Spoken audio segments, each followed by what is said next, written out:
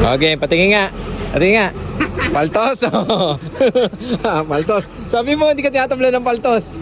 Ah. Ayun yun. Bubog. Bubog. Kung sa tingin mo, ngayon, naglalaro ka pa lang. Pag nagkaroon ka ng responsibilidad, sabihin mo, swerte mo. Diba, men? Ay, siyempre. Wag mong sasabihin na hindi ka ana ng paltos. Yung kamay mo nangangatog to. Patingin kamay, patingin kamay, patingin. Ayun mga idol, bago namin kasama. I-training namin sa Katukmulan. Ayun sugatan. Normal lang yan, men. Normal lang yan na mapaltos yung kamay mo. Pero tagal-tagal, baliwala na sa'yo yan. Hindi ka natatablan. Buhay Construction once again. Sabi mo, peace out, yo. Peace out, yo.